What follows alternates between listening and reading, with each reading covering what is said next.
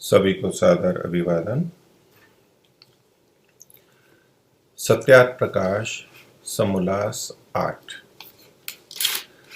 8वें समोल्लास में महर्षि दयानंद ने सृष्टि, उत्पत्ति, स्थिति और प्रलय इस विषय को लिया है और इससे संबंधित कुछ प्रमाण हमने प्रारंभ के देखे, जिसमें 5 मंत्र को महर्षि ने लिया। एक उपनिषद का श्लोक भी है, 5 का हमने अर्थ भी देखा था और इसके आधार पर महर्षि ये बताना चाहते हैं कि ये संसार जो कार्य जगत है ये बना है, इसका कोई कारण है और इसको कोई बनाने वाला है, और वो बनाने वाला है वही परमपिता परमात्मा है, वही ब्रह्म है और हमें उसको जानना चाहिए और उसकी उपासना करनी चाहिए। वैदिक दृष्टि से जब हम सृष्टि के बारे में चर्चा करते हैं तो ये केवल जड़ जगत की परिवर्तन की क्रिया मात्र के रूप में नहीं देखी जाती है।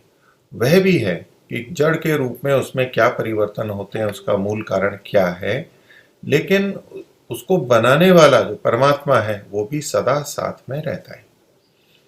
तो उस दृष्टि से महर्षि का सारा ये कथन है और इसी शैली में महर्षि ने आगे भी इस बात की पुष्टि की है, वेदांत दर्शन का प्रमाण देते हुए वह बता रहे हैं। तो अष्टम समोल्लास का ये मेरी पुस्तक में दूसरा पृष्ठ है, वैसे पुस्तक में 241वां पृष्ठ है। ये परोपकारिणी सभा का 39वां संस्करण है। आप अपनी पुस्तक में प्रारंभ में ही देख सकते हैं और जहाँ से हम प्रारंभ कर रहे हैं वो एक सूत्र है वेदांत का, उससे आप पकड़ सकते हैं। सूत्र है जन्माद्यस्य यतः। तो जन्म आदि अस्य यतः, जन्म आदि, जन्म आदि में तो जन्म यानी उत्पत्ति और फिर स्थिति और प्रलय यानी विनाश, ये 3 चीजें यहाँ पर गृहीत हो जाएंगी। तो महर्षि ने भी इस बात को वहां पर लिया है, इसी तरह से लिया। तो आदि शब्द से इन सब का ग्रहण हो जाता है, आदि शब्द से इसका ग्रहण हो जाएगा। तो जन्म आदि अस्य, अस्य इसका, इसका किसका? तो इस संसार का, ये जो कार्य जगत हमें दिखाई दे रहा है इसका। तो अस्य इसका, संसार का, जन्म आदि जो है यतः जिससे होता है वह। तो ये कुछ वाक्य अधूरा सा लग रहा है, सूत्र अधूरा लग रहा है, तो इसमें पीछे की हमारे को अनुवृत्ति लेनी होती है, पीछे का प्रसंग लेना होता है, क्योंकि ये वेदांत दर्शन का दूसरा सूत्र है। इसको वेदांत दर्शन को ही शारीरक सूत्र कहते हैं। आगे जो लिखा है शारीरक सूत्र अध्याय 1 और पाद 1 और सूत्र 2, तो वेदांत दर्शन को ही शारीरक सूत्र कहते हैं। तो यहां पर पहला सूत्र होता है अथातो ब्रह्म जिज्ञासा, कि अब ब्रह्म की जिज्ञासा की जा रही है, ब्रह्म को जानने का प्रयास किया जा रहा है, उस पर कुछ विचार किया जा रहा है। तो ब्रह्म प्रकरण में आया हुआ है। तो जब यूं कहेंगे कि जन्माद्यस्य यतः, जो सूत्र महर्षि ने यहाँ दूसरा दिया है, तो जिससे, तो किससे? ब्रह्म को जानने की इच्छा है, तो कौन से ब्रह्म को? कि जिससे इसका जन्म आदि होता है, जिससे यानी ब्रह्म से, इसका यानी संसार का जन्म आदि, जन्म उत्पत्ति स्थिति और प्रलय होते हैं, तीनों का ग्रहण करते हुए। तो यहाँ यतः से ब्रह्म का ग्रहण हो जाता है। तो महर्षि ने इस रूप में अर्थ किया है जिससे इस जगत का जन्म, तो वो जन्म का कारण है। जिससे का मतलब यहाँ कारण को कहा जा रहा है। जो यतः है ये भी कारण में पंचमी विभक्ति है। तो जिससे जगत का जन्म, जिससे जगत की स्थिति, स्थिति को ऐसे जोड़ेंगे, और जिससे जगत का प्रलय। तो जन्म स्थिति और प्रलय, उत्पत्ति स्थिति और प्रलय होता है वही। तो जिससे और वही ये एक ही बात है। जिससे से जिसको कहा जा रहा है, वही से भी उसी को कहा रहा है, वही ब्रह्म जानने के योग्य है। अब देखिए वाक्य रचना में तो सीधा है कि ब्रह्म जानने के योग्य है। सूत्र में केवल इतना लिखा है जन्माद्यस्य यतः, जिसका की अर्थ महर्षि ने यहाँ अल्प विराम तक किया है, जिससे इस जगत का जन्म स्थिति और प्रलय होता है। ये सूत्र का अर्थ हो गया। अब जो आगे लिखा है महर्षि ने, वही ब्रह्म जानने के योग्य है, ये सूत्र में सीधे सीधे नहीं लिखा है। लेकिन प्रथम सूत्र वेदांत दर्शन का, शारीरक सूत्र का, अथा तो ब्रह्म जिज्ञासा, ब्रह्म को जानने की जिज्ञासा है। तो इसलिए इस प्रसंग में कहा कि ब्रह्म को जानने की जिज्ञासा है, ब्रह्म जानने के योग्य है। कौन सा? जिससे ये जन्म आदि होते हैं, इस संसार के होते हैं। तो इसलिए पिछला लेते हुए महर्षि ने ये अर्थ यहां पर लिखा हुआ है। तो यहां प्रथम दृष्टया तो ये लगेगा कि ब्रह्म से ये उत्पन्न हुए हैं, ब्रह्म ने इनको उत्पन्न किया है। वो विवेचना थोड़ी आगे आएगी कि किस तरह से कारण बनता है ब्रह्म, परमात्मा इसमें कैसे कारण बनता है। तो जब महर्षि ने ये कहा तो उस पर फिर प्रश्न आ रहा है आगे कि यह जगत परमेश्वर से उत्पन्न हुआ है वा अन्य से। जबकि पहले सीधे सीधे कह दिया था कि जिससे ये उत्पत्ति, जन्म, स्थिति और प्रलय होते हैं, तो ब्रह्म का आ ही गया था। लेकिन एक प्रश्न साथ में कि क्या वो ब्रह्म से ही उत्पन्न हुआ है या किसी अन्य से उत्पन्न हुआ है। महर्षि ने अन्यों के अभिप्राय को लेते हुए यहां पर यह प्रश्न खड़ा किया है। स्पष्ट होते हुए भी प्रश्न खड़ा किया क्योंकि इसमें प्रश्न उठने की, भ्रांति होने की संभावना है, इसलिए ये प्रश्न उठा के समाधान कर रहे हैं। तो कहा कि यह जगत परमेश्वर से उत्पन्न हुआ है। परमेश्वर यानी ब्रह्म, जो पीछे प्रसंग था, उससे उत्पन्न हुआ है, ये तो महर्षि ने लिख ही दिया था। लेकिन मुख्य बात है कि वह अन्य से अथवा अन्य से उत्पन्न हुआ है। तो इससे हुआ है या उससे हुआ है, ये इसने प्रश्न किया। उसका उत्तर महर्षि लिखते हैं कि निमित्त कारण परमात्मा से उत्पन्न हुआ है। पीछे ब्रह्म से उत्पन्न होने की बात कही गई है मंत्र में भी और सूत्र में भी, तो उसी को कहते हुए कि ये परमात्मा से उत्पन्न हुआ है। लेकिन उसका क्या अभिप्राय है? निमित्त कारण परमात्मा से। ये निमित्त कारण परमात्मा का विशेषण बनाया। कैसा परमात्मा? परमात्मा कारण बन रहा है, तो परमात्मा कारण है, लेकिन कैसा कारण है? निमित्त कारण है। तो परमात्मा से उत्पन्न हुआ यानी निमित्त कारण के रूप में परमात्मा से उत्पन्न हुआ है। परंतु इसका उपादान कारण प्रकृति है, क्योंकि जो ये कहते हैं कि परमात्मा से ये उत्पन्न हुआ, वो परमात्मा को या ब्रह्म को प्रकृति का यानी कार्य जगत का उपादान कारण भी मान लेते हैं। निमित्त कारण भी मानते हैं और उपादान कारण भी मानते हैं। वही ब्रह्म निमित्त कारण और वही ब्रह्म उपादान कारण भी है। ये भ्रांति बहुत है। अद्वैत वाले इस बात को बहुत बोलते हैं कि ब्रह्म अभिन्न निमित्तोपादान कारण है। अभिन्न निमित्त उपादान कारण, कारण है लेकिन, और निमित्त और उपादान कारण है लेकिन अभिन्न है, यानी अलग अलग नहीं है। एक ही है वो ब्रह्म जो कि निमित्त कारण भी है और उपादान कारण भी है। तो उसकी स्पष्टता के लिए महर्षि ने यह प्रश्न उठाया और इसका उत्तर दे रहे हैं कि निमित्त कारण परमात्मा से उत्पन्न हुआ।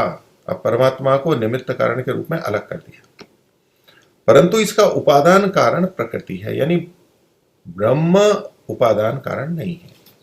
अद्वैतवाद में और त्रैतवाद में ब्रह्म निमित्त कारण है, ये तो दोनों ही मानते हैं, इसमें मतभेद नहीं है। लेकिन त्रैतवाद में कार्य जगत संसार का उपादान कारण ब्रह्म को नहीं मानते हैं। उसके लिए मूल प्रकृति एक तत्व अलग माना गया है, अनादि नित्य तत्व माना गया है। अद्वैत वाले अनादि नित्य प्रकृति को नहीं मानते, वो ब्रह्म को ही उपादान कारण मानते हैं। ये महर्षि ने स्पष्ट किया, परंतु इसका उपादान कारण प्रकृति है। तो अब इसके आगे अगला प्रश्न फिर उठा रहे हैं कि अच्छा, देखो कि ब्रह्म और परमात्मा तो बहुत बड़े हैं, उन्होंने सबको उत्पन्न किया है।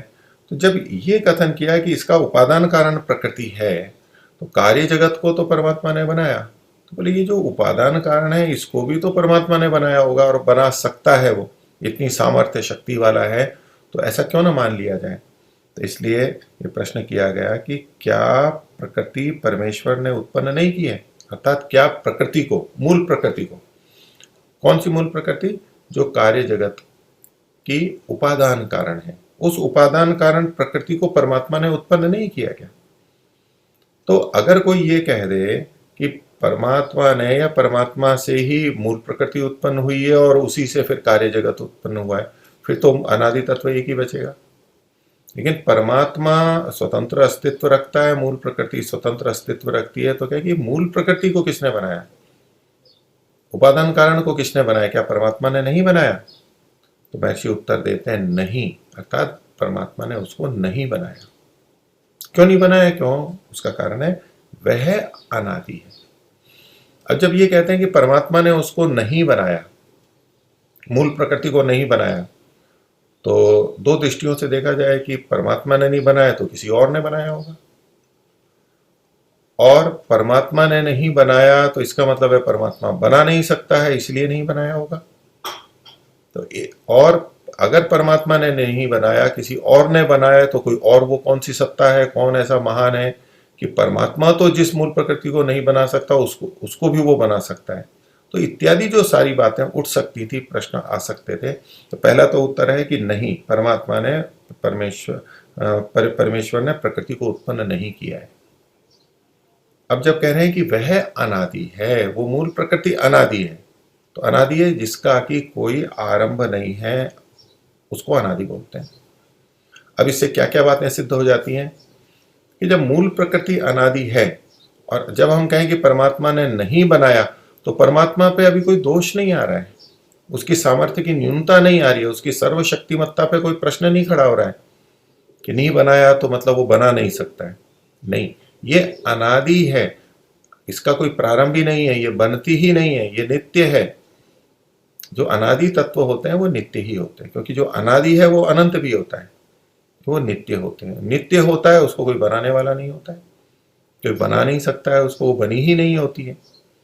तो परमात्मा ने अनादि यानी मूल प्रकृति को नहीं बनाया, इससे न तो परमात्मा पे कोई दोष आता है, उसकी सर्वशक्तिमत्ता फिर भी स्थिर रहती है, और नहीं ये प्रश्न खड़ा होता है कि परमात्मा ने नहीं बनाया तो किसी और ने बनाया होगा, और वो और कौन है, और वो परमात्मा से भी बड़ा हो सकता है, वो भी सारा उस दिशा में सोचना या प्रश्न समाप्त हो जाता है जब ये कहते हैं कि वह अनादि है।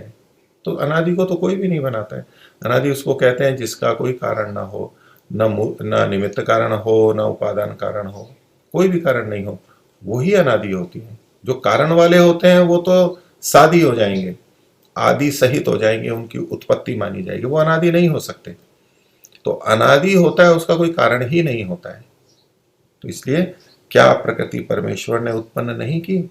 नहीं की, वह अनादि है। अब अनादि शब्द को और खोलना था स्पष्टता के लिए, तो प्रश्न खड़ा कर दिया कि अनादि किसको कहते हैं और कितने पदार्थ अनादि हैं। दो प्रश्न आ गए। अनादि किसको कहते हैं, तो पीछे हमने देख ही लिया कि जिसका आदि नहीं है, आरंभ नहीं है, उत्पत्ति नहीं है, निर्माण नहीं है, उसे अनादि कहते हैं। जो सदा से है और फिर सदा रहेगा, नष्ट भी नहीं होगा, वो उसको अनादि कहते हैं। तो यहाँ प्रश्न था अनादि किसको कहते हैं और कितने पदार्थ अनादि, यानी कौन कौन है अनादि, अनादि की परिभाषा किन किन पे घटती है। इसके उत्तर में महर्षि लिखते हैं ईश्वर, जीव और जगत का कारण, ये तीन अनादि हैं। इसकी वाक्य रचना में कैसे देंगे? ईश्वर, ये एक अल्प विराम हो गया, जीव ये दूसरी बात हो गई, और तीसरा है जगत का कारण। जगत का मतलब है कार्य जगत, जो संसार बना हुआ है, इसका जो कारण है यानी उपादान कारण है वह, ये तीन अनादि है। तो देखिए प्रश्न दो थे, अनादि किसको कहते हैं एक बात, और कितने पदार्थ अनादि हैं। तो कई व्याख्याकार यहाँ कहते हैं कि अनादि किसको कहते हैं इसका कोई उत्तर महर्षि ने दिया नहीं है। यहाँ पर अन्य जगह वैसे कह दिया है, स्पष्टता है, या तो छूट गया होगा या तो स्पष्टता मान करके छोड़ दिया होगा।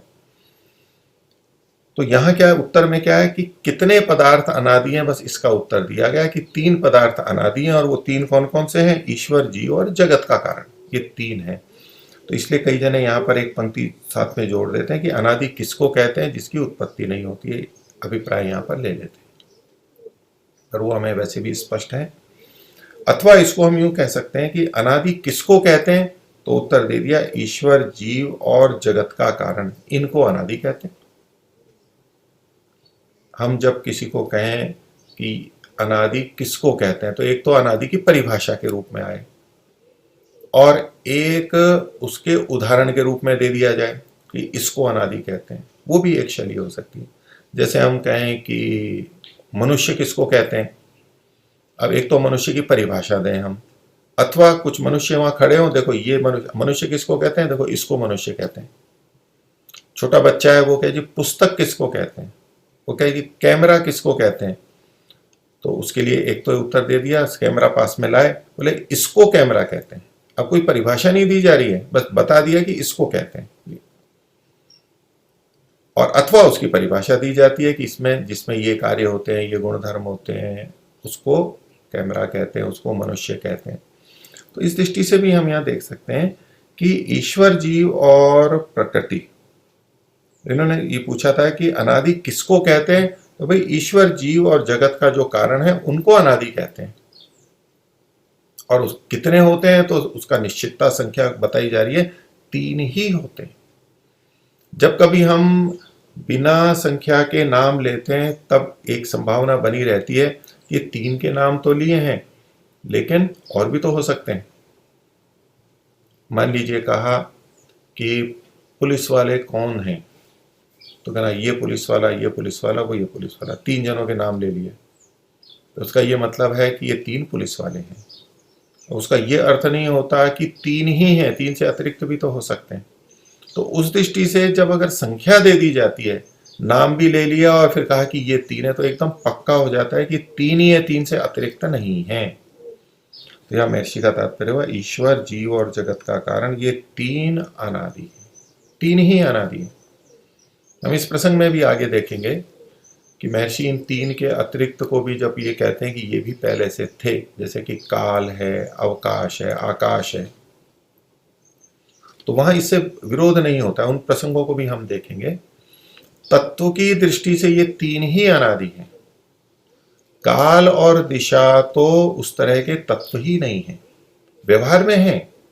वैशेषिक दर्शन में उनको द्रव्यों में गिना गया है, उसको पदार्थ कह सकते हैं शाब्दिक दृष्टि से, वैशेषिक न्याय की दृष्टि से। किंतु जो नित्यता की दृष्टि से देखते हैं तो ये ईश्वर, जीव, प्रकृति, ये 3 ही नित्य हैं। काल तो एक व्यवहारिक चीज है, कोई चीज उत्पन्न होती है, कोई नष्ट होती है, तो उसके साथ में हमारा ऐसा ज्ञान होता है, हम उसको जोड़ देते हैं। और वो कहीं ना कहीं रहते हैं, स्थान में रहते हैं, वो तो अभाव है, रिक्त स्थान है, ये वस्तु तत्व नहीं है। काल और आकाश यानी अवकाश, आकाश मतलब अवकाश, जो महाभूत वाला आकाश है वो तो उत्पन्न होता है, वो तो कार्य जगत में आएगा, वो नित्य हो ही नहीं सकता है, वो तो अनित्य है। तो नित्य 3 ही हैं, ये संख्या कह करके एकदम निर्धारित कर दिया गया। तो ऐसे में यदि कहीं अन्यत्र ईश्वर, जीव, प्रकृति के अतिरिक्त अन्य के लिए भी महर्षि लिखते हैं कि ये पहले से थे, ये नित्य हैं, तो उसका मतलब वो गौण रूप से होंगे। मुख्य जो नित्य तत्व हैं वो 3 ही होंगे, इसीलिए त्रैतवाद है। नहीं तो 4 और 5, काल और आकाश को भी ले लेते, अवकाश को ले लेते, तो पंचवाद हो जाता, वो त्रैत नहीं होता, 5 से संबंधित होता, 5 चीजें आ जाती। तो ईश्वर, जीव और जगत का कारण, ये 3 अनादि है। अब जब ये 3 को अनादि कहा, अब अद्वैत वाले तो एक ब्रह्म को ही अनादि मानते हैं, प्रकृति को तो नहीं मानते हैं, आत्मा को भी नहीं मानते हैं, आत्मा ब्रह्म का ही अंश है ऐसा मानते हैं। तो ब्रह्म के रूप में भले ही अनादि है, लेकिन आत्म तत्व तो उत्पन्न होता है, अंश रूप में है और फिर उसी में मिल जाता है, ऐसी जो व्याख्या करते हैं, वहां उसकी नित्यता नहीं रहेगी। तो ये सब थी। तो महर्षि से पूछते हैं कि इसमें प्रमाण क्या है, इसमें क्या प्रमाण है, किसमें क्या प्रमाण है। तो अनादि पदार्थ कौन कौन से हैं, ईश्वर, जीव और प्रकृति, जो उत्पन्न नहीं हुए, तो इसमें क्या प्रमाण है। और ये 3 मूल तत्व हैं। तो महर्षि ने इसका प्रमाण दिया। ये ऋग्वेद का एक मंत्र है और एक यजुर्वेद का भी भाग दिया गया है। तो देखिए ऋग्वेद का क्या मंत्र है, बहुत प्रसिद्ध मंत्र है, आर्य समाज के मंच पे वैदिक लोग बोलते ही रहते हैं इसको, त्रैतवाद को सिद्ध करने के लिए। द्वा सुपर्णा सयुजा सखाया समानम वृक्षम परिशस्व जाते तयोरन्यः पिप्पलम स्वाद्वत्ति अनश्नन्यो अभिचाकशीति। ऋग्वेद मंडल 1 सूक्त 164 का 20वां मंत्र है। तो देखिए ये जो प्रारंभ के 4 शब्द हैं, द्वा सुपर्णा सयुजा सखाया, तो व्याकरण में वेद के अंदर इस तरह के प्रयोग देखे जाते हैं। अगर हम प्रचलित संस्कृत की दृष्टि से देखें तो वेद में भी इन शब्दों का प्रयोग होगा उस तरह से। तो यहाँ पर है द्वौ, द्वा जो है द्वौ, द्वा, द्वा और द्वौ एक ही बात है, दो मतलब दो, एकः द्वौ, रामः रामौ, ऐसे। तो द्वौ, तो उसकी जगह द्वा हो जाता है। ये व्याकरण में, वेद के अंदर ऐसा होता है, ये वैदिक व्याकरण में स्वीकार किया जाता है। तो द्वा, और सुपर्णा की जगह भी हम करेंगे सुपर्णौ। तो द्वौ सुपर्णौ, सयुजा का सयुजौ, सखाया सखायौ, द्वौ सुपर्णौ सयुजौ सखायौ, ये अर्थ है यहाँ पर। ये दो चीजें हैं, दो हैं, और उसके लिए विशेषण दिया, वो सुपर्ण है, सयुज है और सखा है। महर्षि ने इनके अर्थ किए, उसको देखेंगे। तो दो ऐसे हैं जो इनमें ये समानता बताई गई। और समानम वृक्षम परिशस्व जाते, एक समान वृक्ष पर वो रहते हैं या तो आश्रित हैं, उस पर रहते हैं, स्थित हैं, उसमें स्थित हैं। तो इसमें परमात्मा तो सर्वव्यापक है, लेकिन फिर भी प्रकृति में तो है, मूल प्रकृति में है, कार्य जगत में है।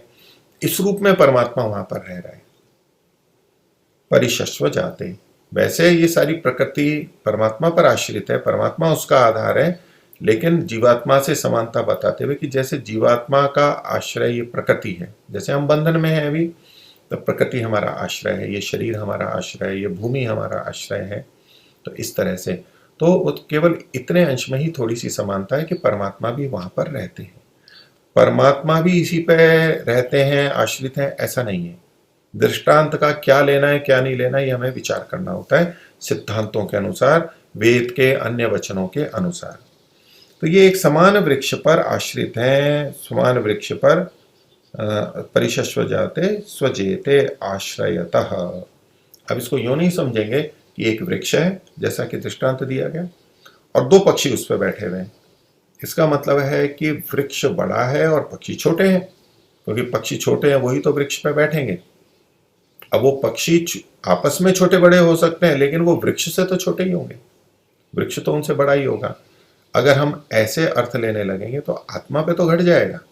आत्मा एक पक्षी के समान छोटा सा है और वृक्ष, ये प्रकृति बहुत बड़ी है उसकी तुलना में। लेकिन परमात्मा के लिए ऐसा नहीं घटेगा।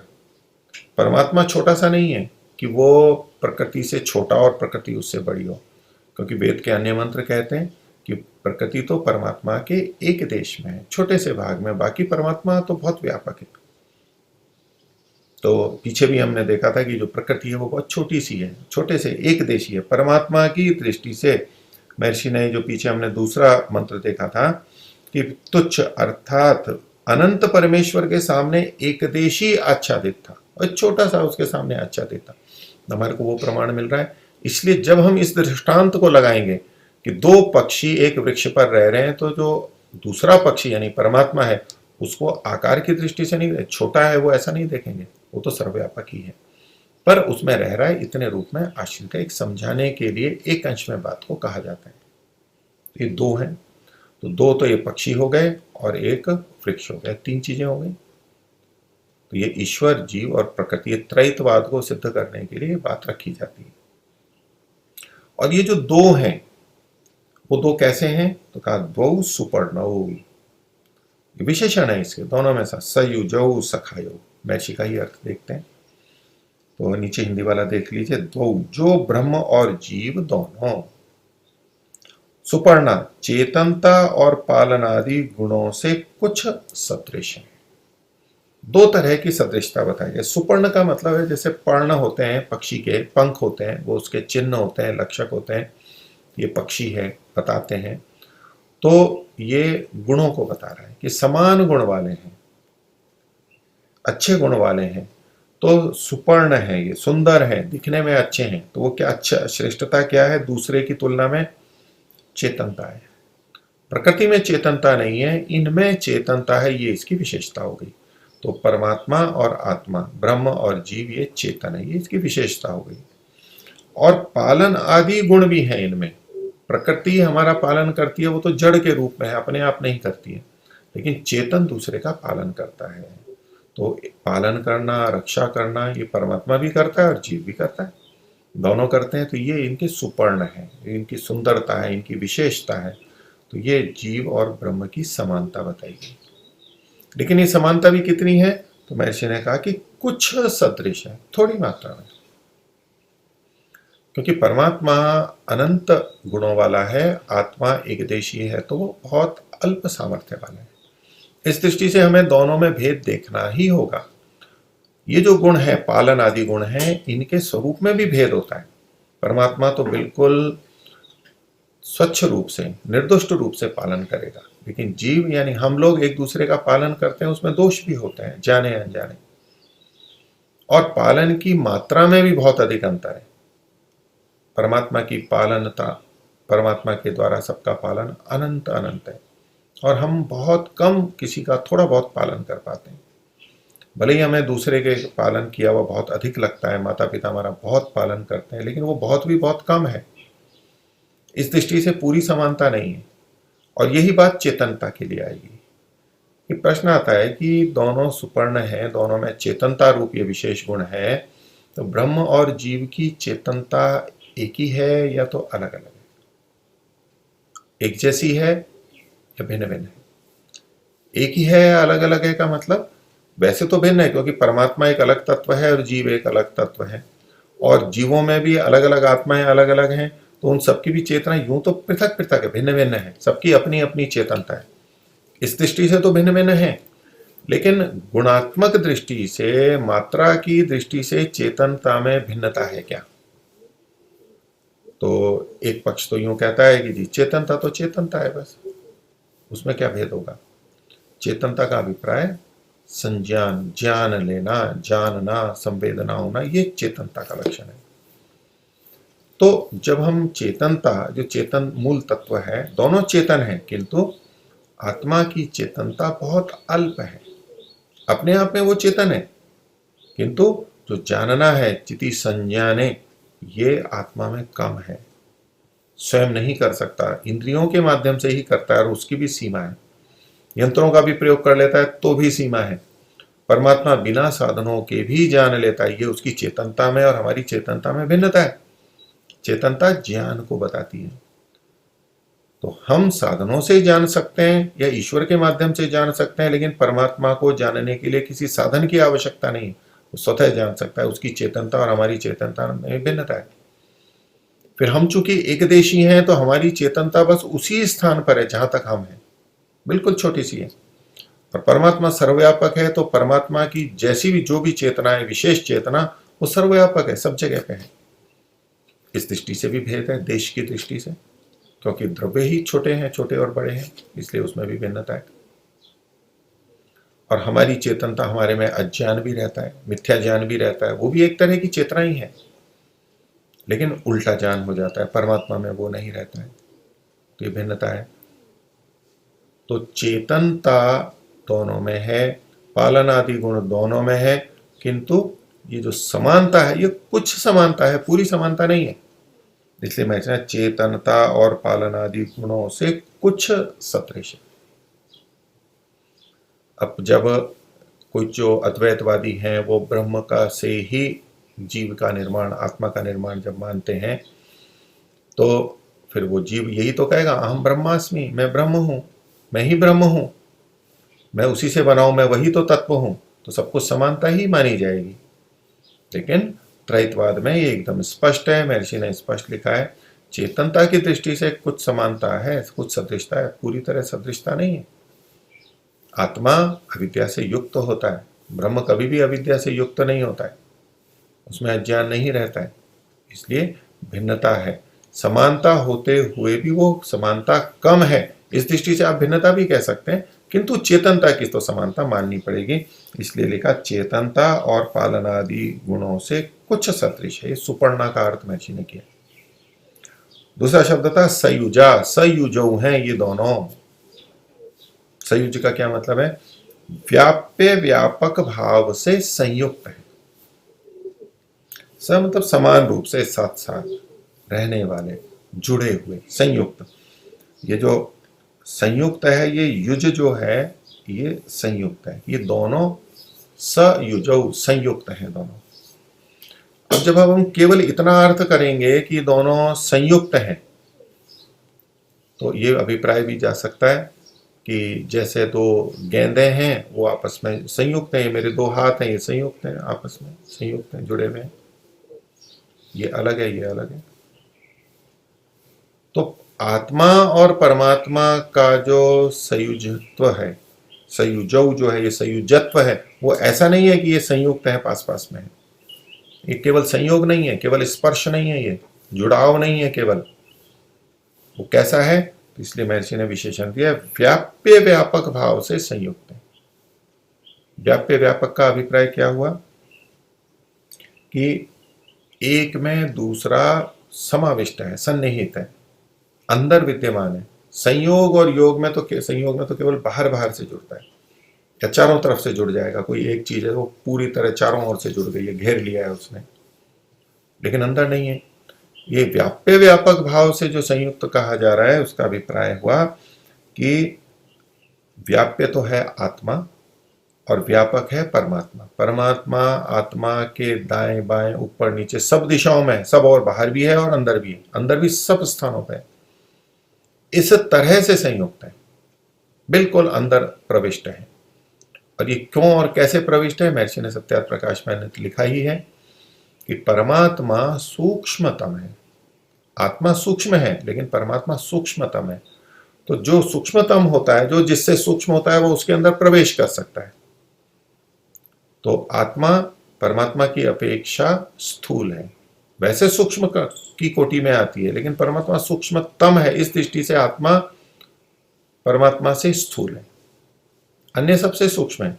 तो वो परमात्मा अंदर प्रविष्ट रहता है, इस रूप में संयुजो है। संयुजा व्याप्य व्यापक भाव से संयुक्त है। सखाया, सखा है ये, सखा यौ। सखा का एक प्रथम अर्थ हम यही लेते हैं, मित्र हैं, परस्पर मित्र हैं, एक दूसरे का ध्यान रखते हैं, यानी एक हित करते हैं। परमात्मा हमारा मित्र है और हम परमात्मा के मित्र बनने का प्रयास करते हैं। तो मित्रों में जैसे समान ख्यान होता है, समान ज्ञान होता है, और जैसे हित की भावना होती है, ऐसे परस्पर मित्र हैं। वास्तव में देखा जाए तो परमात्मा हमारा नित्य मित्र है। हम तो परमात्मा से अमित्रता भी कर लेते हैं, उसको भूल भी जाते हैं, वो नहीं करता है अमित्रता, लेकिन फिर भी ये दोनों मित्र के समान हैं। तो सखायो, मित्र हैं। तो इसलिए महर्षि ने पहला अर्थ किया, परस्पर मित्रता युक्त है। दो मित्र जैसे रहते हैं ऐसे मित्रता युक्त हैं, और हम परमात्मा को अपना मित्र मान करके उसके साथ रह सकते हैं। जैसे मित्र से हम निर्भय रहते हैं, कितने सहज रहते हैं, ऐसे परमात्मा से भी सहज रह सकते हैं। ये मित्रता का एक अर्थ हुआ, परस्पर मित्रता युक्त। और आगे लिखते हैं कि सनातन अनादि है। ये जो सनातन और अनादि है, ये चीज कहां से ले ली महर्षि ने? तो सनातन का अभिप्राय होता है सदातन, जो सदा से रह रहा है उसे सनातन कहते हैं, जिसका कोई आदि नहीं होता। इसीलिए आगे का अनादि है। अनादि है और अनंत है, जो सदा से है, सदा से है, कोई प्रारंभ नहीं है उसका। और ये दोनों सनातन अनादि है।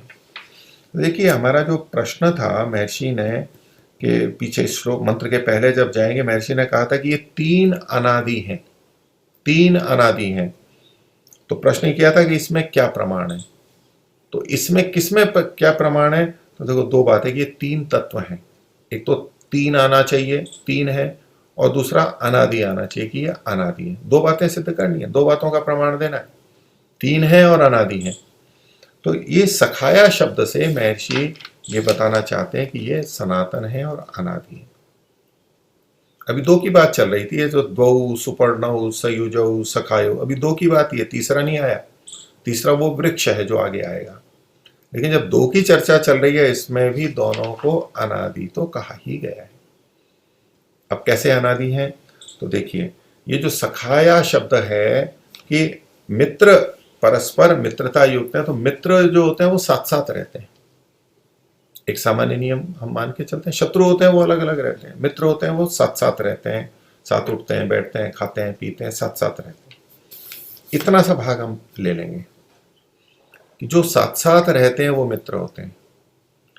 तो आत्मा और परमात्मा ये हमेशा साथ में रहते हैं, साथ में ही रहते हैं। तो साथ में रहते हैं तो ये सनातन हुए और अनादि हुए, इनका कोई आरंभ नहीं है, साथ साथ ही हैं और साथ साथ ही रहेंगे, कभी अलग होते ही नहीं है। तो जो कभी अलग नहीं होता है उसको हम लौकिक दृष्टि से कहते हैं कि ये तो बहुत घनिष्ठ मित्र हैं, कभी अलग होते ही नहीं है, एक क्षण के लिए भी अलग नहीं होते। तो परमात्मा का सखापन इस रूप में हमारे साथ बहुत अधिक है कि वो सदा हमारे साथ में रहता है। तो सखायो के का जो महर्षि ने अर्थ लिया, सनातन और नित्य, सदा साथ में रहने वाले हैं, इसलिए तो सनातन और अनादि। समानम वृक्षम परिशस्व जाते, समानम मतलब वैसा ही, उसी तरह का, वृक्षम वृक्ष भी है, एक ही, समान मतलब वैसे ही, एक ही पे, ये दोनों जिस वृक्ष पे रहते हैं वो समान है। वो समान वृक्ष क्या है? वृक्षों का अनादि मूल रूप कारण, अनादि, क्योंकि महर्षि देखो तीन तत्वों को बताना चाहते हैं और अनादि भी बताना चाहते हैं। दो बातें सिद्ध करनी है। तो वृक्ष है, ये वृक्ष कैसा है? तो वैसे वृक्ष को, जैसे वृक्ष के ऊपर कोई रह रहा है तो मूल, अनादि मूल रूप कारण, ये जो कार्य जगत है उसका जो कारण है, मूल कारण है और अनादि, इसलिए इसको मूल प्रकृति भी कहते हैं, अनादि प्रकृति कहते हैं, अनादि मूल रूप कारण। अब बात यह है कि इस वृक्ष को अनादि मूल रूप कारण कहा, आगे क्या कहते हैं? और शाखा रूप कार्य युक्त वृक्ष, वृक्ष की व्याख्या चल रही है। तो वृक्ष किसको कहेंगे? मूल प्रकृति को कहेंगे या इसको शाखा रूप कार्य युक्त वृक्ष है? क्योंकि मूल तो एक जड़ हो गई, अब उसका वृक्ष हो गई, तना आ गया, फिर शाखाएं आ गई और उससे चीजें बन गई। तो ऐसी मूल प्रकृति से जो कार्य रूप जगत बनेगा वो, उसको भी वृक्ष कहा गया है। तो हमें प्रकृति, मूल प्रकृति और कार्य जगत दोनों का महर्षि ने यहाँ पर कथन किया है। मूल प्रकृति के साथ में अनादि शब्द जोड़ा है, लेकिन कार्य रूप है इसके साथ अनादि शब्द नहीं जोड़ा है। प्रश्न में था कि ये तीन है और अनादि है, तो अनादि भी आना चाहिए वहां पर, और जो कार्य जगत है वो अनादि नहीं हो सकता। तो कार्य जगत को नहीं ले, मूल प्रकृति को ले, ये बात आएगी। लेकिन देखिए मंत्र में जैसा उदाहरण दिया है कि ये दोनों पक्षी वृक्ष पे रहते हैं, और फिर अगली पंक्ति में कहा तयोरन्यः पिप्पलम स्वादु अत्ति, इन दोनों में से एक यानी जीव इसके वृक्ष के स्वादु फलों को खाता है। तो आत्मा प्रकृति के भोगों को कब भोगेगा? जब वो कार्य रूप में होगी।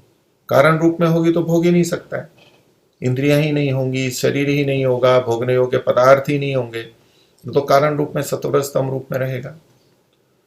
तो वृक्ष शब्द से जब प्रयोग की, वृक्ष शब्द का प्रयोग है तो कार्य जगत का ग्रहण होगा वहां पर, और जो कार्य है वो नित्य नहीं होता है। महर्षि दो बातें सिद्ध करना चाह रहे थे, त्रैत को तीन है और अनादि है, दो को तो पहले कर ही दिया है सिद्ध, और वो अनादि है। अब ये जो तीसरा वृक्ष है तो अनादिता को भी लेने के लिए तो वृक्ष शब्द से महर्षि ने दोनों का ग्रहण किया है, एक अनादि मूल रूप कारण और दूसरा शाखा रूप कार्य युक्त वृक्ष। तो वृक्ष यद्यपि कार्य रूप है जिसके कि फल भोग रहे हैं, लेकिन वो बना है तो उसका कोई ना कोई कारण भी होगा, ये साथ में अध्याहार हो गया, साथ में ग्रहण कर लिया गया। ये मंत्र की भावना से विपरीत नहीं है, यहाँ पर मूल प्रकृति का ग्रहण क्यों कर लिया, ये ग्रहण किया जा सकता है, और अन्य अनेक जगह हमारे को मंत्रों से और अन्य जगह से स्पष्ट होता है कि मूल प्रकृति अलग है। अब इसी को महर्षि जो आगे खोल रहे हैं, अर्थात जो स्थूल होकर प्रलय में छिन्न भिन्न हो जाता है। अब ये जो है, ये जो शब्द से अनादि मूल रूप कारण को ग्रहण करना होगा। मूल रूप जो कारण है जो स्थूल होता है, स्थूल होता है मतलब कार्य जगत में आता है और प्रलय में छिन्न भिन्न हो जाता है, वह तीसरा अनादि पदार्थ है। ये मूल प्रकृति को अनादि पदार्थ कहेंगे। जब अनादि की दृष्टि से कथन करेंगे तो मूल प्रकृति का ग्रहण होगा, और उसके फलों को भोगेगा तो भविष्य में भोगेगा, ये मान करके मूल प्रकृति का ग्रहण हो जाएगा। लेकिन जिस समय हम ये कहेंगे कि फलों को भोग रहा है, स्वादु फलों को भोग रहा है, तो वो मूल प्रकृति नहीं हो सकती, वो कार्य जगत ही होगा। तो कार्य जगत का भी वहां पर ग्रहण होगा, लेकिन वो अनादि नहीं होगी। पर इससे ये तो है कि दो पक्षियों से भिन्न ये वृक्ष है, कार्य जगत है, ये दो से भिन्न है, वही नहीं है तत्व। तो त्रैतवाद यानी तीन चीजें तो यहां सिद्ध हो ही रही हैं। तो जो स्थूल होकर प्रलय में छिन्न भिन्न हो जाता है वह तीसरा अनादि पदार्थ है। तीन चीजें आ गई हैं, और तीनों का अनादित्व भी महर्षि ने बता दिया। आगे कहते हैं इन तीनों के गुण कर्म स्वभाव भी अनादि है। ये अतिरिक्त बात जोड़ी है। ये तीन तत्व अनादि हैं, तो इनके जितने भी गुण कर्म स्वभाव हैं वो भी अनादि है। वो कोई नए उत्पन्न नहीं होते हैं, वो केवल प्रकट होते रहते हैं, दबते रहते हैं, काम में आते हैं, काम में नहीं आते हैं, बस इतना ही है। अभिव्यक्त होते हैं, अनभिव्यक्त होते हैं। सृष्टि होती है तो कार्य रूप में प्रकट होते हैं, प्रलय होती है तो अनभिव्यक्त हो जाते हैं। ये मूल प्रकृति और जड़ के लिए हो गया। आत्मा के लिए भी जब शरीर से युक्त होता है, कार्यों से युक्त होता है जगत से, तो अलग तरह से होता है, और जब प्रलय अवस्था में रहता है तो अलग रहता है, मुक्ति में रहता है तो अलग रहता है। लेकिन जितने भी गुण धर्म है वो उसके भी अनादि हैं। ऐसे ही ईश्वर के भी जो गुण कर्म स्वभाव हैं वो सब अनादि हैं, नित्य हैं। तो नित्य पदार्थ के गुण कर्म स्वभाव भी नित्य होते हैं, अनादि पदार्थ के गुण कर्म स्वभाव भी अनादि होते हैं। अभिव्यक्त अनभिव्यक्त होते रहते हैं लेकिन अनादि होते हैं। ये महर्षि ने और साथ में स्पष्ट कर दिया। आगे कहते हैं तयोरन्य, इन दोनों में से एक, जीव और ब्रह्म में से जो जीव है वो स्पष्ट कर रहे हैं, वह है इस वृक्ष रूप संसार में। वृक्ष पे बैठे हैं, उसका फल भोग रहा है, तो वृक्ष रूप संसार, अब ये शब्द का प्रयोग किया। ये संसार मूल प्रकृति को नहीं कहा जा रहा है, ये कार्य जगत को कहा जा रहा है। तो वृक्ष रूप संसार में पाप पुण्य रूप फलों को स्वादुवती अच्छे प्रकार भोगता है। परमात्मा नहीं भोगता, परमात्मा को तो अभोक्ता सभी मानते हैं, लेकिन जीव भोगता है ये सब नहीं मानते। कुछ लोग जीव को भी अभोक्ता मानते हैं कि वो तो भोग करने वाला नहीं है, लेकिन जीव भोगने वाला है। इससे उसमें उसके अनादिपन में या नित्यता में दोष नहीं आता है। भोगना उसका स्वभाव ही है, भोगने से अनित्यता नहीं आती। अनादि तो वो है लेकिन भोगता भी है। और दूसरा, परमात्मा कर्मों के फलों को अनशनन, न भोगता हुआ। कर्म तो परमात्मा भी करता है लेकिन वो लिप्त नहीं होता है, उसको फल नहीं मिलता है क्योंकि वो निष्काम कर्म होते हैं। न भोगता हुआ चारों ओर, अर्थात अभिचाक्षिति, जो अभी मतलब चारों ओर से, अर्थात भीतर बाहर सर्वत्र प्रकाशमान हो रहा है। प्रकाशमान हो रहा है मतलब विद्यमान हो रहा है, प्रकट हो रहा है, अभिव्यक्त हो रहा है। प्रकाशमान का अभिप्राय हो जाएगा अभिव्यक्त हो रहा है। और वेद भाष्य में महर्षि ने कहा कि अभिपश्यति, सब ओर से देख रहा है, सबको देख रहा है, सब ओर से प्रकट भी हो रहा है, सबको देख रहा है, जान रहा है, ये भी बात अर्थ हो गया। और सबको सब जगह अभिव्यक्त हो रहा है। हम इस संसार में ठीक तरह से देखें तो हर जगह हमें परमात्मा की विद्यमानता का बोध होने लगेगा कि परमात्मा यहाँ भी है, यहाँ भी होना चाहिए। ये प्रकट हो रहा है, वो संकेत दे रहा है कि मैं हूं यहाँ पर। तो वो सर्वत्र प्रकाशमान होता है। जीव से ईश्वर और ईश्वर से जीव, और दोनों से भिन्न, दोनों से प्रकृति भिन्न स्वरूप है। दोनों से मतलब ईश्वर और जीव से प्रकृति भिन्न स्वरूप है।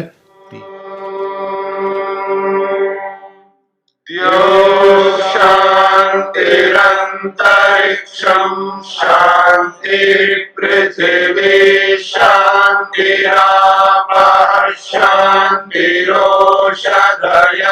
शांतिः वनस्पतयः शांतिर्विश्वे देवाः शांतिर्ब्रह्म शांति सर्वं शांति शांतिरेव शांति क्षमा शांतिरेधि। ओम शांति शांति शांति।